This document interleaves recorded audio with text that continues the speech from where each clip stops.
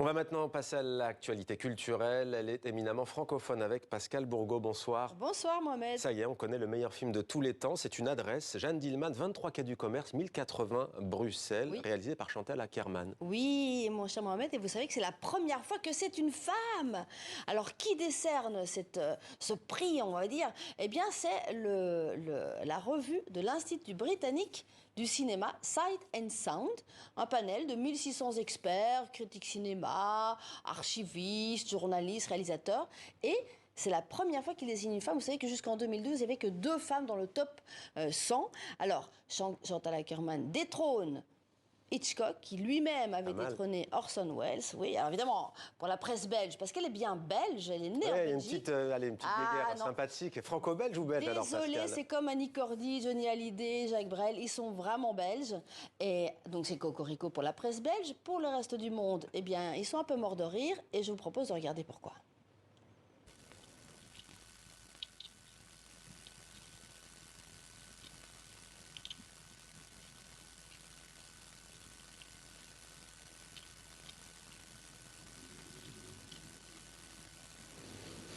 Eh bien oui, 3h21 de l'histoire de cette veuve qui se prostitue l'après-midi dans son appartement pour élever son fils et puis qui par ailleurs s'adonne à ses tâches ménagères en temps réel. Alors pourquoi ce film est devenu culte et révolutionnaire? Nous sommes en 1975, comme on dit en Belgique. Chantal Akerman a 25 ans et elle révolutionne le cinéma. D'abord, c'est le premier film féministe. Aujourd'hui, on dit la charge mentale, c'est un sujet, mais à l'époque, c'était pas du tout un sujet. Donc, montrer une madame qui pèle des patates en temps réel, c'est avant-gardiste, oui. Ben, bien sûr, c'était révolutionnaire. C'est la première fois qu'un film est intégralement réalisé par des femmes. L'équipe est totalement féminine. Et puis la photo, vous aurez compris, un plan fixe en temps réel. C'est évidemment voulu par la réalisatrice pour montrer l'ennui, l'absurde. Je vous propose de l'écouter.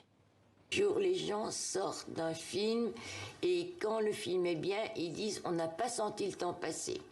Ok. Et moi, ce que je veux, c'est que les gens sentent entre eux le temps passer. Donc, je ne leur ai pas volé ces 2 heures. Ils les ont vécues. Tandis que quand ils n'ont pas senti le temps passer, c'est comme si on leur avait volé 2 heures de leur vie.